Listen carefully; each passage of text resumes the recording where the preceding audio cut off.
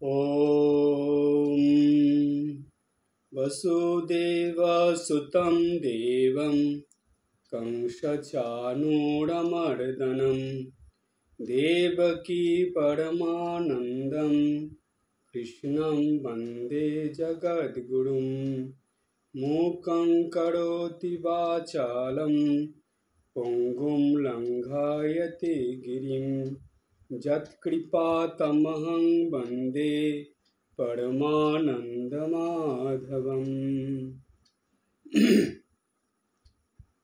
ভগবান শ্রীকৃষ্ণের চরণে আমার শ্রদ্ধা ভক্তিপূর্ণ ভুলুণ্ঠিত প্রণাম জানাই।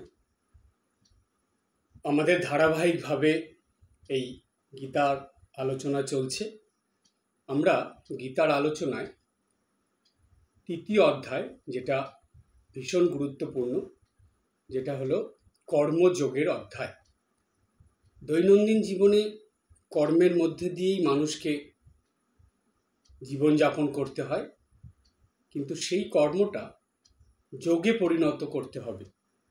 কিভাবে কর্মযোগে পরিণত হবে সেটা ভগবান কর্মযোগের মধ্যে খুব সুন্দর করে বলেছেন।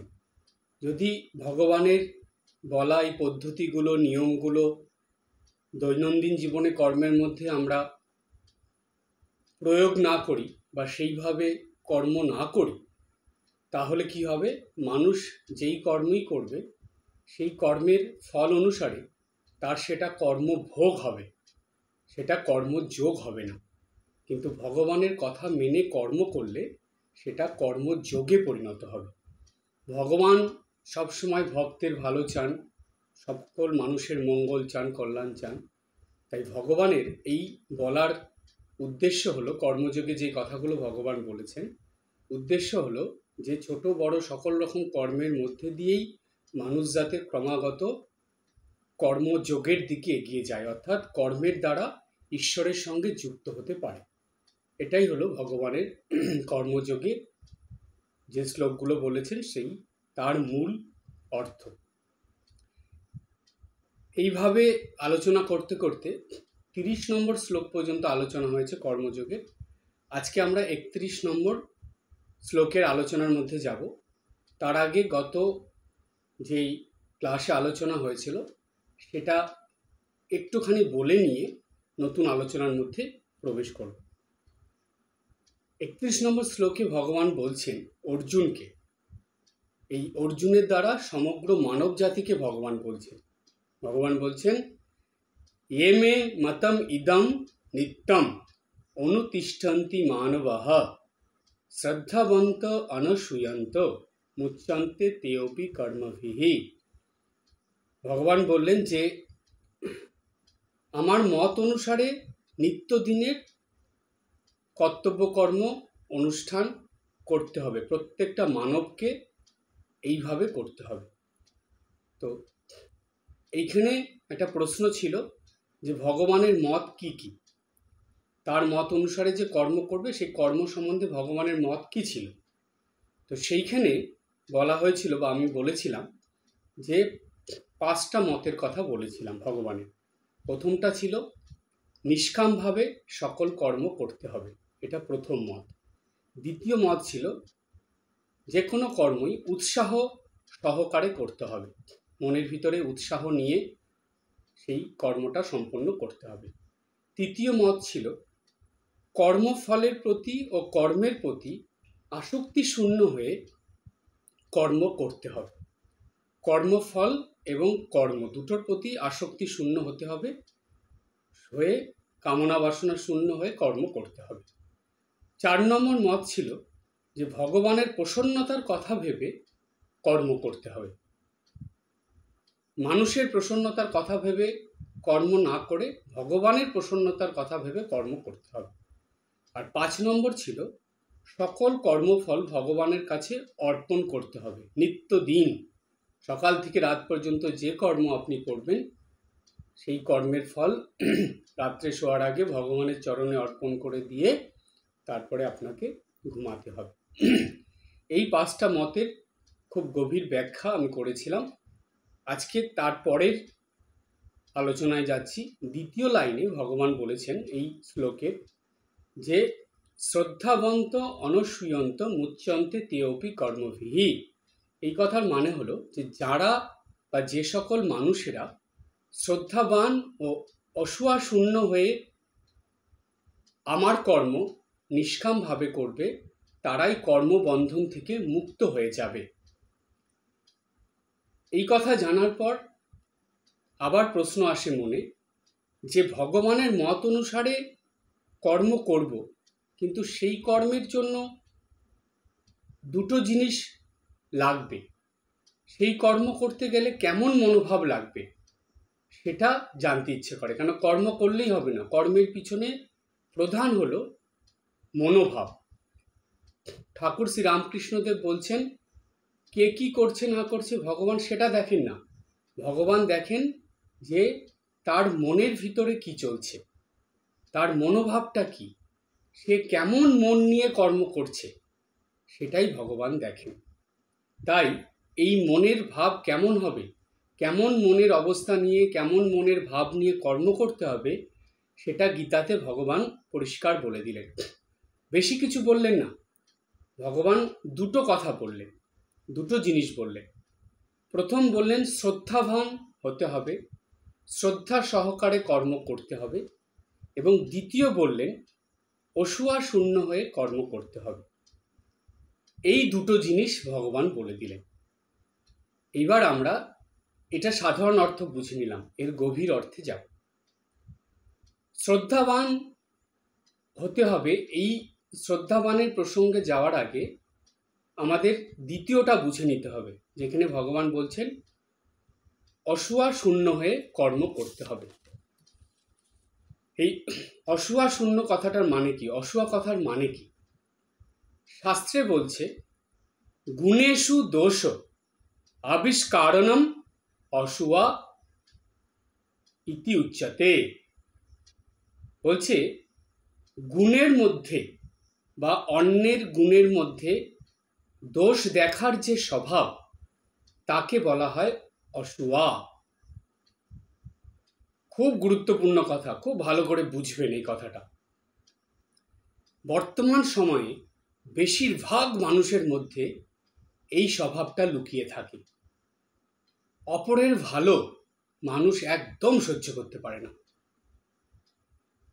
ভালোর মধ্যে দোষ খুঁজে বের করা, সেই ভালোটাকে খারাপ করে অপরকে বলা, এবং অপরের ভালো দেখলে, অপরের গুণ দেখলে সেটার মধ্যে দোষ খুঁজে চারিদিকে প্রচার করে দেওয়া, বলে দেওয়া, এটা মানুষের একটা এখন অভ্যাসের মধ্যে দাঁড়িয়ে গেছে।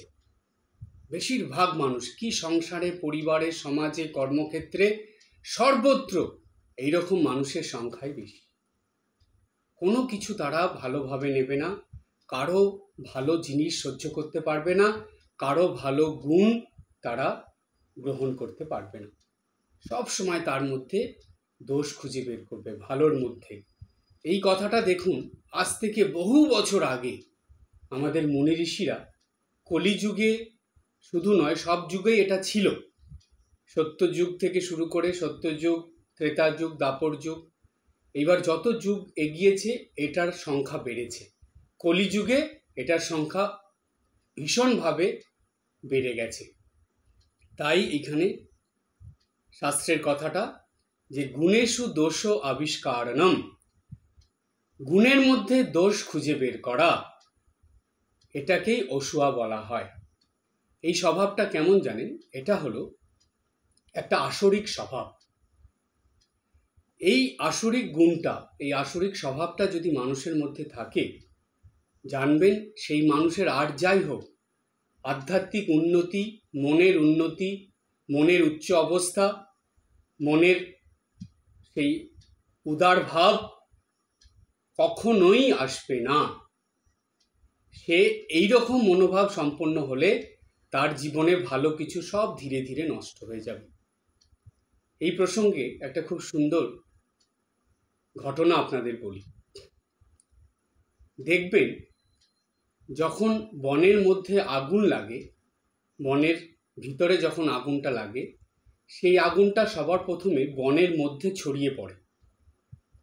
বনের মধ্যে ছড়িয়ে পড়লো আগুনটা, বনটাকে আস্তে আস্তে নষ্ট করে দিয়ে ধীরে ধীরে সেই আগুনটা বনের বাইরে বেরিয়ে আসে, অর্থাৎ বন থেকে লোকালয়ে ছড়িয়ে পড়ে। কিন্তু সবার প্রথমে সেই আগুনটা বনটাকে, সেই অরণ্যকে ক্ষতি করে দেয়, নষ্ট করে দেয়। ঠিক তেমনি এক একটা আসরিক গুণ, এক একটা খারাপ স্বভাব মানুষের মনের ভিতরে আগুন লাগিয়ে দেয়। মানুষের মনের ভিতরে যত ভালো কিছু আছে সব নষ্ট করে দেয়, দিয়ে সেটা এমনভাবে ছড়িয়ে পড়ে যে সেই মানুষটা তার নিজের মনের ক্ষতি তো করলই, এমনকি কিছু বছর এইভাবে চলতে চলতে তার সংস্পর্শে যেসব মানুষরা আসে তাদেরও ক্ষতি হয়। সেই মানুষটা অপরেরও ক্ষতি করতে শুরু করে দেয়, নিজেরও ক্ষতি করলো এবং তার সঙ্গে যারা থাকছে তাদেরও ক্ষতি করে দিচ্ছে। দেখুন কতটা মারাত্মক, কতটা ভয়ঙ্কর এই আসরিক স্বভাব গুণ। সেই জন্য যদি আপনি বা আপনারা ঠিক ঠিক ভক্ত হন, যদি ঠাকুর মা, স্বামীজি বা ভগবানের প্রতি বিশ্বাস, ভক্তি, ভালোবাসা থাকে, যদি উদার মনোভাবের মানুষ হন, তাহলে কখনোই এই গুণটা নিজের ভিতরে আসতে দেবেন না। অপরের মধ্যে একটু ভালো গুণ দেখলে সেটারই প্রশংসা করুন, নিজে খুশি হন। বেশিরভাগ মানুষ দেখবেন অপরের মধ্যে ভালো কিছু দেখলে খুশি হতে পারে না, অখুশি হয়ে থাকে, নিরানন্দ হয়ে থাকে, মানে কি একটা ক্ষতি হয়ে গেছে তার, এমন মনের ভাব করে তার। এই রকম কখনোই যাতে না হয় সেই দিকে খেয়াল রাখতে হবে। তা না হলে আপনি দিনের পর দিন নিজের ক্ষতি নিজেই করবেন। আগেকার দিনের মানুষের একটা কথা ছিল, এটা ছড়ার মতন। তারা বলতেন, কার অনিষ্ট কে করে, যার যার অনিষ্ট শেষে করে। জানেন, কর্মের ফল অনুযায়ী একজন মানুষ অপরের অনিষ্ট করতে পারে না। অপরের অনিষ্ট করার আগে সে তার নিজের অনিষ্ট করে ফেলে। হয়তো বাইরে বহির্জগতে আপনি তার কোনো অনিষ্ট দেখতে পারবেন না, কিন্তু তার অন্তর্জগতে অনিষ্ট হয়ে যায়। তাই আধ্যাত্মিক পথে চলতে হলে, নিত্যদিন সাধন ভজন জপ ধ্যান পুজো পাঠ করতে হলে অন্তর্জগতে অনিষ্ট করা চলবে না। অন্তর্জগৎকে সবসময় শুদ্ধ পবিত্র রাখতে হবে, উদার রাখতে হবে এবং অন্তর্জগতে সব সময় ভালো চিন্তা, ভালো কিছু দেখার অভ্যাস করতে হবে। তাই অপরের মধ্যে যতই দোষ থাক, বরঞ্চ স্বভাবটা এমন করবেন যে দোষের মধ্যে গুণ খুঁজে বের করা স্বভাব করবেন। বেশিরভাগ মানুষ গুণের মধ্যে দোষ খুঁজে বের করে, কিন্তু আপনার স্বভাবটা হবে আপনি দোষের মধ্যে গুণ খুঁজে বের করবেন। তবেই তো অপরের সঙ্গে আপনার পার্থক্য হবে, তবেই তো সাধারণ হয়েও আপনি অসাধারণ হয়ে থাকবেন। এটাই তো শ্রীমা সারদা দেবী শিক্ষা দিয়ে গেছেন, এই শিক্ষাই তো আমাদের গ্রহণ করতে হবে। মা সাধারণভাবে জীবনযাপন করে অসাধারণ হয়েছিলেন। যোগিন মা, গোলাপ মা, যারা যারা মার কাছে ছিলেন সবার মধ্যেই এই স্বভাব ছিল। তারা শত দোষের মধ্যেও গুণ খুঁজে বের করতেন, গুণটা দেখতেন।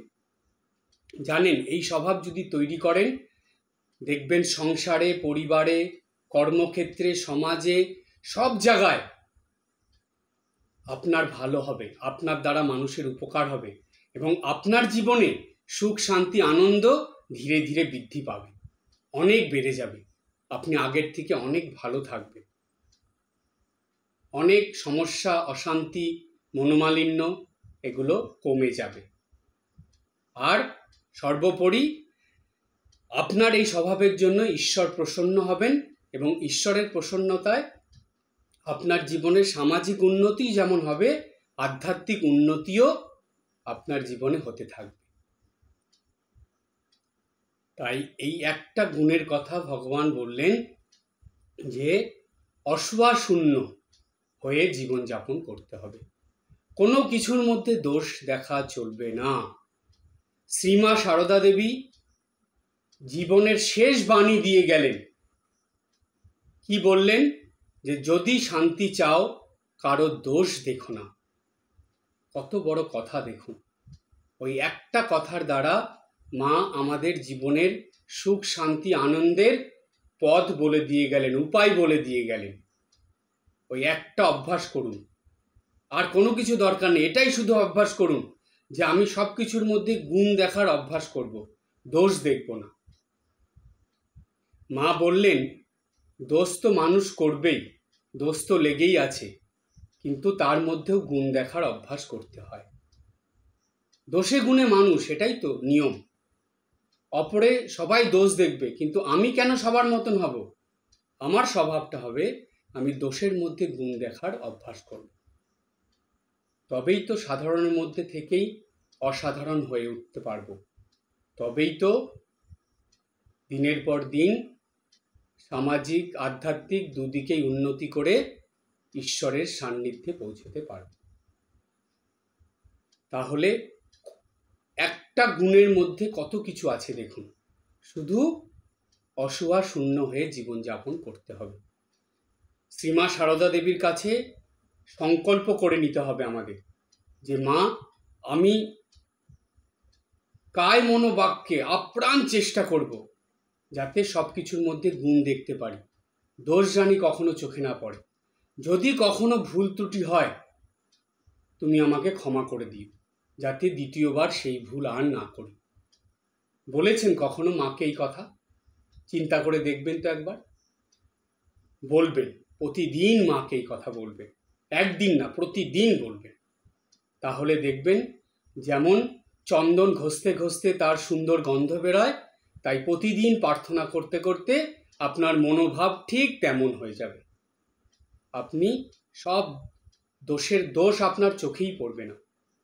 শ্রীমা সারদা দেবী বলেছিলেন গোলাপ মাকে, গোলাপ মা বলছেন মাকে যে মা, এই ছেলেরা এত কিছু করছে, ভক্তরা এসে এরকম করছে, তুমি তাদের কিছু বলো না? এই যে এত চিৎকার চেঁচামেচি হচ্ছে, এত কিছু সহ্য করতে হচ্ছে, তুমি কিছু একবার কিছু বললেই তো হয়ে যায়, তুমি কেন কিছু বলছো না? মা হাসলেন, এসে বললেন গোলাপ, আমি তো দোষ দেখতে পাচ্ছি না, আমি কি করে বলবো? কত বড় কথা দেখুন, ছোট্ট ছোট্ট কথা, কত বড় শিক্ষা। দৈনন্দিন জীবনে অনেক পরিস্থিতি এরকম থাকে যে আমরা এমনভাবে সেই পরিস্থিতির মধ্যে পড়ে যাই যে বকাবকি করা, রাগারাগি করা, অপরকে দোষারোপ করা, অপরকে যা মুখে আসে বলা, ঝগড়াঝাটি করা, মনোমালিন্য করা নিত্যদিনের স্বভাবের মধ্যে হয়ে গেছে। সেগুলোকে পরিবর্তন করতে হবে, মাকে ধরে চলতে হবে। তাই শ্রীমা সারদা দেবীর শিক্ষা, যেটা গীতাতে ভগবান বলেছেন, সেটা আরও সহজ করে মা বলে দিয়ে গেলেন, যদি শান্তি চাও কারো দোষ দেখো না। এই যদি কথাটা বললেন, তার মানে কি মা এর আগের কথাটা বললেন না, অশান্তি যদি চাও জীবনে তাহলে দোষ দেখো, আর যদি অশান্তি না চাও, শান্তি চাও, তাহলে দোষ দেখবে না। কথাটার মানে হলো তাই। তাই এখন থেকে সব সময় সর্বদা মনে রাখবেন, যখনই আপনি দোষ দেখছেন, একটা করে দোষ দেখছেন আর একটা করে অশান্তি আপনার জীবনে ডেকে আনছেন। দোষ দেখবেন, অশান্তি বাড়বে। দোষ দেখা আস্তে আস্তে কমিয়ে দিন, অশান্তি কমে যাবে, জীবনে শান্তি বাড়বে, আর শান্তি পেলেই সুখ আসবে, আনন্দ আসবে। কেন? একটার সঙ্গে আর একটা রিলেটেড হয়ে আছে, সম্পর্কিত। যেমন কান টানলে মাথা আসে, ঠিক তেমনি শান্তি আসলে সুখ এবং আনন্দ চলে আসবে। তাই মার কাছে নিত্যদিন প্রার্থনা করবেন এবং অসুয়া শূন্য হয়ে জীবনযাপন করার চেষ্টা করবেন।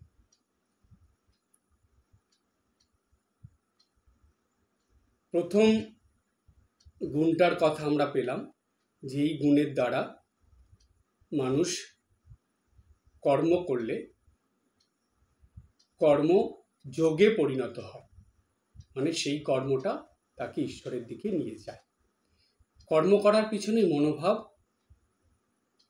এইরকম থাকবে যে দোষ শূন্যতা, অর্থাৎ অসুয়া শূন্য, দোষ শূন্য দৃষ্টি নিয়ে, দোষ শূন্য মনোভাব নিয়ে, দোষ দর্শন না করে কর্ম করতে হবে, অর্থাৎ সকল কিছুর মধ্যে গুণ দেখার অভ্যাস করতে হবে। এইটা প্রথম ভগবান বললেন যে এইরকম মনোভাব হবে। তারপরে আরেকটা বললেন, দ্বিতীয় গুণ কি লাগবে? বলেন শ্রদ্ধাবান হতে হবে, শ্রদ্ধাযুক্ত হতে হবে।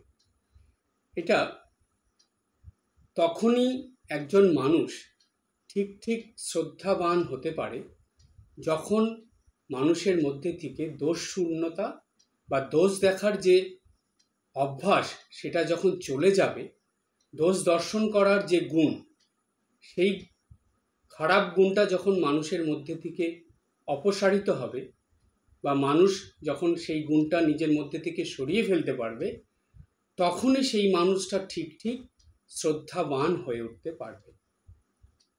তাহলে পরিষ্কার বোঝা গেল যে শ্রদ্ধা লাভ করতে হলে, যে কোনো মানুষের ভিতরে ঠিক ঠিক শ্রদ্ধা ভক্তি আনতে হলে বা শ্রদ্ধা গুণটা অর্জন করতে হলে, তাকে দোষশূন্য দৃষ্টি এবং দোষশূন্য মনোভাব নিয়ে জীবনযাপন করার অভ্যাস করতে হবে।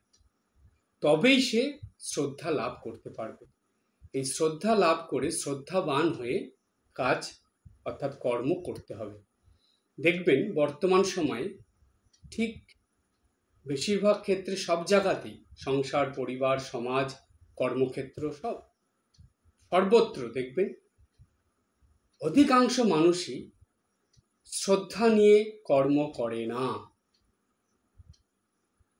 তারা কাজের মধ্যে বিরক্তি প্রকাশ করে, কাজের মধ্যে অজুহাত দেয়, কাজের মধ্যে ফাঁকি দেয়, গোজা মিলে সোজা করে কাজ করে এবং কাজের মধ্যে অনেক ভুলভ্রান্তি করে।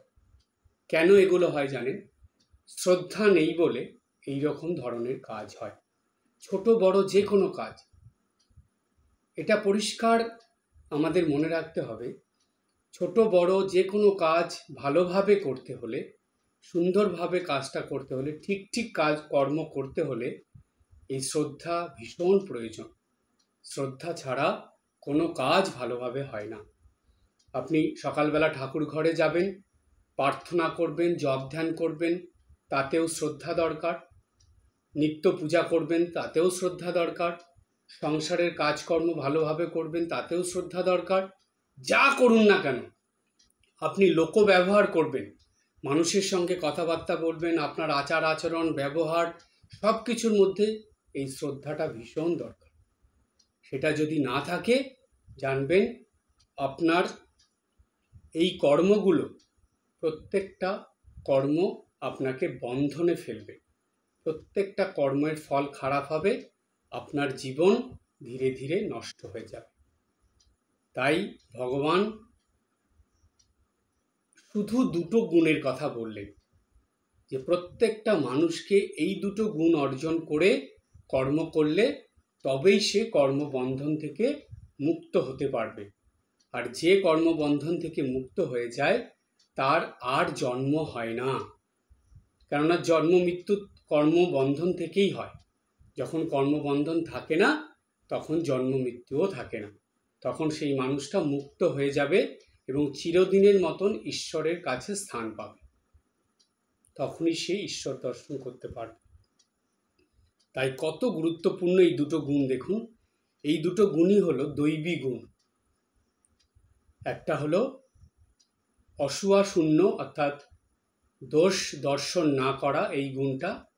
আর একটা হলো শ্রদ্ধাবান হওয়া, সব কিছুর মধ্যে শ্রদ্ধাযুক্ত হওয়া। আর আরেকবার বলছি, যখনই মানুষ অসূয়া শূন্য মানে দোষ দর্শন বা দোষ দৃষ্টি শূন্য, দোষ দর্শনের মনোভাব শূন্য হতে পারে, তখনই মানুষ এই শ্রদ্ধা লাভ করতে পারে। তাই শ্রদ্ধা লাভ করতে হলে সব কিছুর মধ্যে ভালো দেখতে হবে, খারাপের মধ্যেও ভালো দেখার অভ্যাস করতে হবে, দোষের মধ্যে গুণ দেখার অভ্যাস করতে হবে। এটা করতে পারলেই মানুষের মধ্যে শ্রদ্ধা বাড়বে। আর আমাদের শাস্ত্রের কথা, শ্রদ্ধাবান লভতে জ্ঞানম, অর্থাৎ যে শ্রদ্ধা লাভ করতে পারে সেই জ্ঞান অর্জন করতে পারে। কোন জ্ঞান? এই ঈশ্বর লাভের জ্ঞান, পারমার্থিক জ্ঞান। এই জ্ঞানটা একমাত্র শ্রদ্ধার দ্বারাই লাভ হয়। তাই শ্রদ্ধাবান লভতে জ্ঞানম, এই কথা শাস্ত্রে পরিষ্কার বলে দিল। তো আমরা ভগবানের বলা এই দুটো গুণের কথা বুঝে নিলাম। এইবার শেষে একটা কথা আছে, ভগবান বলছেন যে মুচ্যন্তে তেয়পি কর্মভি, অর্থাৎ কর্মের প্রতি যে মনোভাব থাকে বা কর্ম করার পিছনে যে মনোভাব, সেই মনোভাবটাই মানুষের বন্ধন এবং মুক্তির কারণ। কিভাবে সেটা? ভগবান শ্রীরামকৃষ্ণদেব তিনি বলেছিলেন যে মানুষ মনেতেই বদ্ধ, মনেতেই মুক্ত। এই যে কথাটা, এটার সহজ অর্থটা কি? যে মন দ্বারাই মানুষ বন্ধনের মধ্যে পড়ে, আবার মন দ্বারাই মানুষ মুক্ত হয়ে যায়। এখন প্রশ্ন হলো এটা কিভাবে হয়? এটা হয় তার কর্মের দ্বারা। অর্থাৎ ঠাকুর পরোক্ষভাবে বুঝিয়ে দিলেন যে মানুষ যেই কর্মই করুক না কেন, তার পিছনে তার মন কাজ করে। মনোবিদ্যার মতে এটা বলা হয় যে যে কোনো কর্মের যে পদ্ধতিটা বা কর্মটা কিভাবে করা হবে, সেইটা আগে মানুষের মনের ভিতরে তৈরি হয়। মনের ভিতরে তৈরি হয়ে সেরকম মনোভাব নিয়ে মানুষ কর্মটা করে। সেই কারণে দেখবেন নিত্যদিন রান্নাবান্না করলেও যখন ভোগ রান্না করা হয়, ঠাকুরমার মানে দেবতাদের ভোগ হয়, দেবদেবীদের, সেই দিন যেদিন কোনো অনুষ্ঠান হয়, অনেক মানুষজন খাওয়ায়, সেই দিন এইসব বিশেষ বিশেষ দিনগুলোতে কোনো উৎসব অনুষ্ঠানে ভোগ রান্নায় দেখবেন রান্নাটা একদম অন্যরকম হয়। কারণ হলো তার পিছনে মনোভাব। সেই দিন মন এত হাসি খুশি আনন্দে থাকে, এত মনের মধ্যে উৎসাহ উৎফুল্লতা থাকে যে সেই মনের ভাব নিয়ে রান্না করলে রান্না এমনিতেই ভালো হয়ে যায়। তাই বলা হয় ঠাকুরের ভোগের যেন একটা আলাদা স্বাদ। কেন? সেদিন মনটা ওইভাবেই ছিল। সুতরাং এই একটা উদাহরণ দ্বারা আমরা বুঝি, যেদিন দেখবেন সকালবেলা ঘুম থেকে উঠে খুব ভালো প্রার্থনা জপ ধ্যান হয়, সেদিন যেন সারাদিনে সব কিছুই ভালো হয়। তার মানে সকাল থেকেই মনের ভাবটা আপনি উচ্চ করে রেখেছেন, উদার ভাব নিয়ে রেখেছেন। তাই বলা হয় যে সূর্য উদয়ের আগে ঘুম থেকে উঠে একদম ঠাকুরের কোনো দিকে না তাকিয়ে ঠাকুরের কাছে, দেবদেবীদের কাছে গিয়ে, ঠাকুর ঘরে গিয়ে বা কোনো মন্দিরে গিয়ে বসে জপ ধ্যান প্রার্থনা করে মনটাকে একদম উচ্চভাবে শুদ্ধ পবিত্রভাবে করে নিতে হয়। আর সেই ভাবটাই সারা দিন কর্মের মধ্যে ধরে রাখার চেষ্টা করতে হয়। আপনি যাই করুন না কেন, বাড়িতে কাজ করুন, অফিসে কাজ করুন, কলেজে স্কুলে যেখানে কাজ করুন, ওই মনোভাবটা ধরে রেখে চলার চেষ্টা করতে হয়। এটা কঠিন, কিন্তু মানুষের অভ্যাসের দ্বারা সব কিছুই সহজ হয়ে যায়। তাই এটা একদিনে হবে না, কিন্তু অভ্যাসটা চালিয়ে যেতে হবে। সুতরাং ওই যে মন ভালো রেখে কাজ করার অভ্যাস, সেই যে কাজগুলো আপনি করছেন, সেই কর্মগুলো আপনাকে ধীরে ধীরে কর্মবন্ধন থেকে মুক্ত করে দেবে। আর যদি আপনি মন খারাপ রেখে কর্ম করেন, মনের মনোভাব যদি ভালো না থাকে, তাহলে ওই কর্মগুলো, ওই কর্মের ফলগুলো আপনাকে ক্রমাগত বন্ধনের মধ্যে জড়িয়ে দেবে। বারে বারে জন্মাতে হবে, দুঃখ কষ্ট পেতে হবে, যন্ত্রণা অশান্তি এগুলো পেয়ে পেয়ে জীবন কাটবে। আর যদি কর্মফল ভালো হয়, তাহলে হয়তো জন্মাতে হবে, কিন্তু সেই জন্মটাও সুখের হবে। এই সংসারের কষ্টের মধ্যে থাকতে হবে না। ধীরে ধীরে কর্মফল কাটাতে কাটাতে সেই মানুষটা মুক্ত হয়ে যাবে। তাই ঠাকুর বললেন মানুষ মনেতেই বদ্ধ, মনেতেই মুক্ত। অর্থাৎ ছোট বড় যে কোনো কর্মের করার পিছনে কায় মনো বাক্যে 3 রকম ভাবে তো মানুষ কর্ম করে, এই 3টে কর্মের পিছনেই মনোভাব জড়িয়ে থাকে। তাই মনের উপর বেশি গুরুত্ব দিতে হয়, মনের চিন্তা ভাবনার প্রতি বেশি খেয়াল রাখতে হয়। এটাই মানুষ করে না, মানুষ ঠিক এর উল্টো কাজটা করে। তাই যখনই কিছু করবেন, আগে মনের ভাবটা কেমন সেটাকে ঠিক করে নিতে হবে, তারপরে আপনি কর্মের মধ্যে লাগবেন। তাই দেখবেন বলা হয় যে যে কোনো কাজ করার আগে ভগবানের কাছে প্রার্থনা করে কর্মটা করতে হয়। কারণ কি? কেন এই শাস্ত্রের নির্দেশ এটা? কারণ ভগবানের কাছে প্রার্থনা করলে, দেবদেবীদের কাছে প্রার্থনার দ্বারা মনটা ভালো হয়, মনটা শুদ্ধ পবিত্র হয়ে ওঠে, মনটা দোষ ও দৃষ্টি শূন্য হয়ে ওঠে। ফলে কি হয়? শ্রদ্ধা লাভ হয়, এবং শ্রদ্ধা নিয়ে ভালো মন নিয়ে কাজ করলেই সেই কাজ ভালো হয়। তাই এই অভ্যাসটাও করে ফেলবেন, যখনই কোনো কাজ করবেন আগে ভগবানের কাছে, ঠাকুরের কাছে বা মায়ের কাছে প্রার্থনা করে তারপরে সেই কাজটা করবেন। এটা করলেও দেখবেন ধীরে ধীরে এই কর্মবন্ধন কেটে যাবে, অর্থাৎ কর্মফলগুলো ভালো হবে, এবং কর্মফল ভালো হলেই কর্মযোগ হবে, আর কর্মযোগের দ্বারাই মানুষ কর্মবন্ধন কাটিয়ে মুক্ত হয়ে যেতে পারে, কর্মবন্ধন থেকে মুক্ত হয়ে যায়। এই কথাই ভগবান বলে দিলেন যে শ্রদ্ধাবন্ত অনশ্রুয়ন্ত মুচ্যন্তে তেপি কর্মভি।